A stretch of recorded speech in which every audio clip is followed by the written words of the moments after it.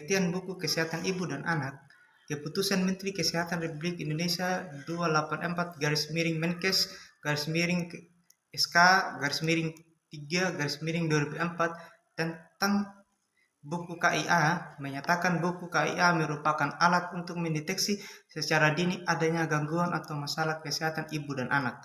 Alat komunikasi dan penyuluhan dan informasi yang penting bagi ibu dan keluarga dan masyarakat mengenai pelayanan kesehatan ibu dan anak, termasuk rujukan dan paket atau standar pelayanan KIA, gizi, imunisasi, dan tumbuh kembang balita.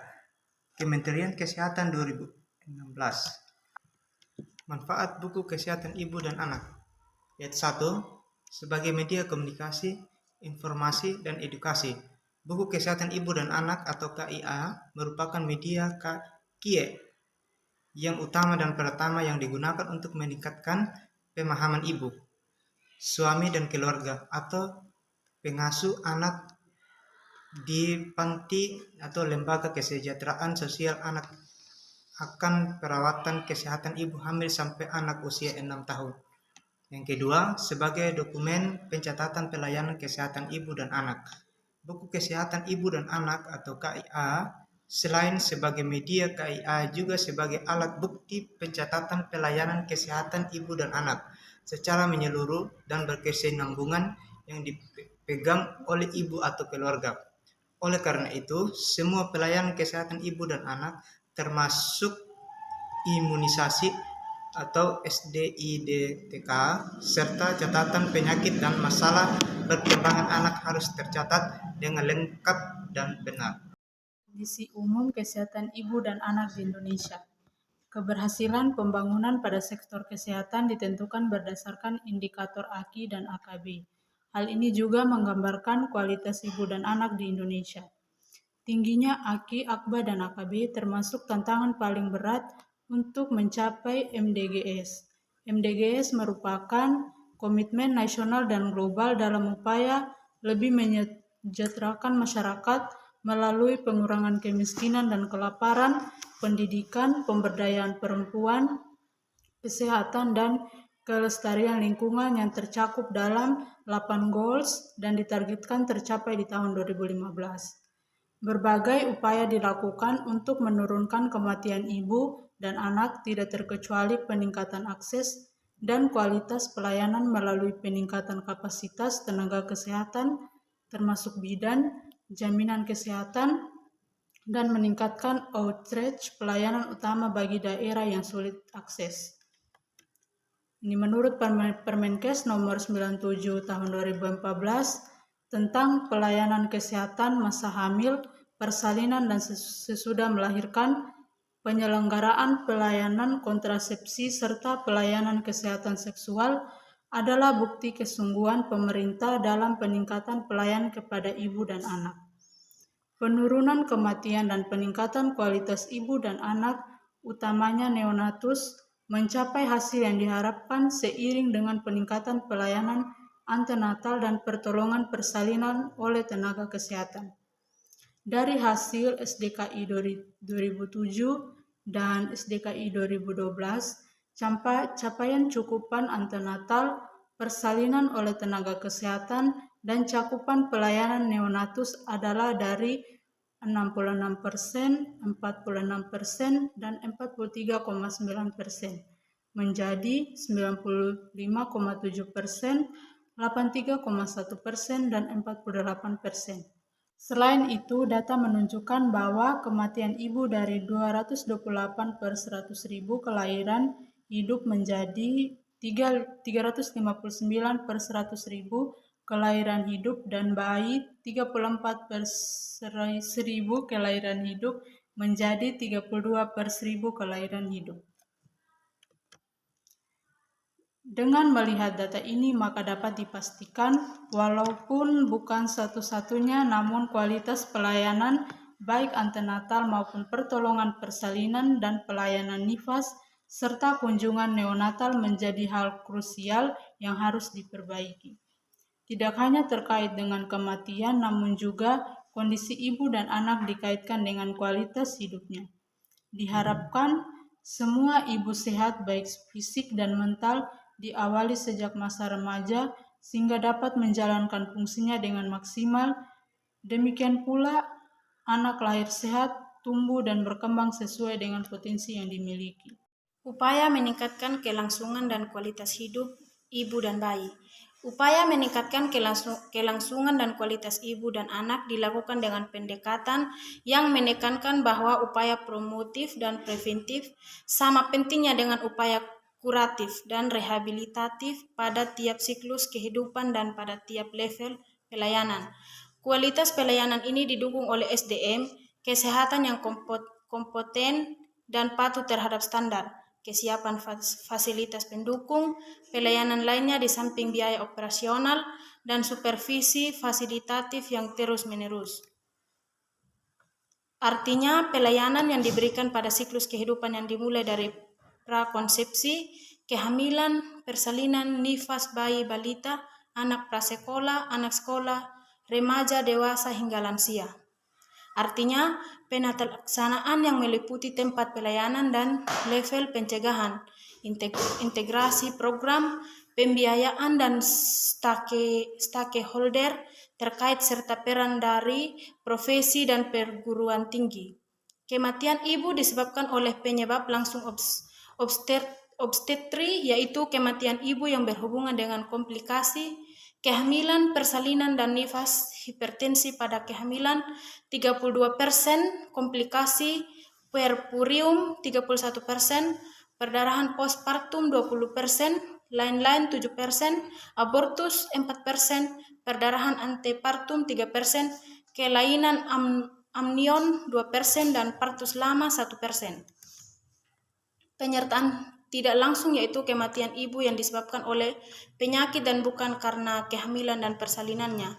Penyakit tuberkulosis, anemia, malaria, sifilis, HIV, AIDS, dan lain-lain yang dapat memperberat kehamilan dan meningkatkan risiko terjadinya kesakitan dan kematian. Salah satunya kontribusi kematian ibu juga disebabkan oleh 4 terlalu muda, terlalu sering, terlalu pendek jarak kehamilan, terlalu tua, dan 3 terlambat deteksi dini tanda bahaya, terlambat mencapai fasilitas, dan terlambat mendapat pertolongan yang adekuat. Sedangkan penyebab utama kematian neonatal adalah asfiksia, BBLR, dan infeksi. Penyebab kematian ibu dan neonatal tersebut sebenarnya dapat dicegah jika setiap wanita hamil melakukan pemeriksaan kehamilan minimal 4 kali ke petugas kesehatan. Peran perawat dalam meningkatkan kelangsungan dan kualitas hidup ibu dan anak. Persiapan kesehatan ibu harus dimulai pada saat seorang wanita merencanakan kehamilan, selama masa hamil, melahirkan, masa nifas dan menyusui, masa menggunakan kontrasepsi keluarga berencana sampai usia lanjut. Sedangkan kesehatan bayi harus diperhatikan sejak janin berada dalam kandungan, selama proses kelahiran, saat bayi baru lahir, bayi, balita, anak prasekolah, masa sekolah, hingga remaja. Seorang perawat sesuai dengan kompetensi yang dimilikinya mampu memberikan asuhan keperawatan dan bertindak sebagai berikut. Yang pertama, pemberian asuhan keperawatan. Perawat memiliki kemampuan memberikan asuhan keperawatan secara efektif, aman, dan holistik terhadap ibu hamil, bersalin, nifas, dan menyusui, bayi baru lahir, balita, dan kesehatan reproduksi pada kondisi. Pelayanan ini tentunya dilakukan berdasarkan standar praktik keperawatan dan kode etik profesi dengan memperhatikan sosial budaya setempat. Pergerakan masyarakat dalam bidang kesehatan ibu dan anak. Perawat memiliki kemampuan dan kemauan memfasilitasi keluarga dan masyarakat agar memahami, mendukung, dan melaksanakan pesan-pesan yang tertuang di dalam buku KIA serta kesehatan reproduksi bekerja sama dengan kader kesehatan, tokoh masyarakat, dukun bersalin, dan tokoh-tokoh yang terkait dengan menggunakan prinsip partnership yang memperdayakan masyarakat sesuai dengan wewenang dan lingkup praktik perawat. Yang ketiga, komunikator. Perawat memiliki kemampuan dan kemampuan berkomunikasi secara efektif dengan perempuan, keluarga, masyarakat, terutama ketika memberikan pelayanan kesehatan. Perawat juga memastikan pemahaman mereka akan pelayanan kesehatan ibu dan anak berdasarkan care of give untuk meningkatkan kelangsungan dan kualitas hidup. Yang berikut, pengambilan keputusan dalam asuhan keperawatan. Perawat mempunyai kemampuan pengambilan keputusan klinis dalam asuhan keperawatan kepada individu, keluarga, dan masyarakat. Pengelola. Perawat harus mampu melakukan asuhan keperawatan baik secara mandiri, kolaborasi, dan rujukan dalam konteks asuhan kepada individu, keluarga, dan masyarakat dengan memperhatikan kemampuan dasar sesuai wewenang yang telah ditentukan. Kekurangan energi kronik pada bayi berat lahir rendah. Kekurangan energi kronik atau KEK adalah keadaan di mana ibu mengalami malnutrisi yang disebabkan kekurangan satu atau lebih zat gizi makanan yang berlangsung menahun atau kronik, yang mengakibatkan timbulnya gangguan kesehatan pada ibu secara relatif atau absolut.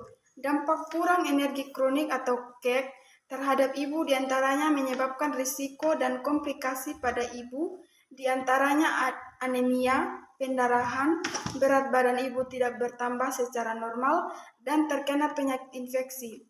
Bayi berat lahir rendah atau BBLR adalah bayi yang baru lahir yang berat badannya kurang dari 2.500 gram sampai dengan 2.499 gram. Menurut WHO, berat badan lahir rendah atau BBLR adalah suatu istilah yang dipakai bagi bayi prematur atau sering disebut dengan BBLR. WHO menunjukkan prevalensi BBLR pada tahun 2015 diperkirakan 15% dari seluruh kelahiran di dunia dengan batasan 3,3% sampai dengan 3,8% dan lebih sering terjadi di negara-negara berkembang. Angka kematian 35 kali lebih tinggi dibanding pada bayi dengan berat badan lahir lebih dari 2.500 gram. BBLR menjadi permasalahan kesehatan masyarakat yang disignifikan secara global karena efek jangka pendek maupun jangka panjangnya terhadap kesehatan. Makanan pendamping ASI pada status gizi balita usia di atas 24 bulan. Pemberian makanan adalah salah satu faktor yang mempengaruhi status gizi pada anak. Pemberian makanan yang kurang tepat dapat menyebabkan terjadinya kekurangan gizi dan pemberian yang berlebih akan terjadi kegemukan. Pada usia 6-24 bulan, anak telah siap menerima makanan tambahan, karena secara keseluruhan fungsi saluran cerna sudah berkembang. Selain itu, pada usia tersebut, air susu ibu sudah tidak lagi mencukupi kebutuhan untuk tumbuh kembangnya, sehingga pemberian makanan pendamping ASI sangat diperlukan. Makanan pendamping ASI merupakan proses transisi dari asupan yang semata berbasis susu menuju ke makanan yang semi padat. Pengenalan dan pemberian makanan pendamping ASI harus dilakukan secara bertahap, baik bentuk maupun jumlahnya sesuai dengan kemampuan pencernaan anak. Pemberian makanan pendamping ASI, pola yang perlu diperhatikan adalah usia pemberian makanan pendamping ASI, jenis makanan pendamping ASI, frekuensi dalam pemberian makanan pendamping ASI, porsi pemberian makanan pendamping ASI, dan tekstur pemberian makanan pendamping ASI pada tahap awal. Usia di bawah 2 tahun masa yang amat penting sekaligus masa kritis dalam proses tumbuh kembang baik fisik maupun kecerdasan anak. Oleh karena itu, setiap anak usia 6-24 bulan harus memperoleh asupan yang sesuai dengan kebutuhannya. Pola pemberian makanan pendamping ASI pada anak sesuai kriteria yaitu waktu pemberian yang tepat. Artinya, makanan pendamping ASI mulai diperkenalkan pada saat usianya mencapai atau lebih dari 6 bulan. Indeks massa tubuh dengan kejadian preeklamsia pada ibu hamil. Preeklamsia adalah sindrom khusus kehamilan yang ditandai dengan hipertensi unsit baru yang sering terjadi setelah usia kehamilan 20 minggu, disertai proteinuria dan atau berbagai kegagalan organ termasuk trombositopenia, nekrosis hepatoseluler, insufisiensi ginjal, gangguan otak atau edema paru. Preeklamsia merupakan salah satu penyebab terbanyak kematian ibu dan bayi di seluruh dunia, terutama di negara berkembang. WHO memperkirakan angka kejadian preeklamsia akibat obesitas dalam kehamilan 5 kali lebih tinggi di negara berkembang, 2,8% dibanding pada negara maju 0-4%. Berdasarkan data WHO pada tahun 2018, angka kejadian preeklamsia akibat obesitas di seluruh dunia berkira 31,4%. Di negara maju, angka kejadian preeklamsia akibat obesitas berkisar 6,4%. Insidensi preeklamsia akibat obesitas di Indonesia yaitu sekitar 9,4%. Sebagai upaya pencegahan terjadinya preeklamsia diperlukan upaya identifikasi terhadap faktor risiko preeklamsia, yaitu diantara status gizi yang ditentukan berdasarkan indeks massa tubuh dan kenaikan berat badan pada masa kehamilan.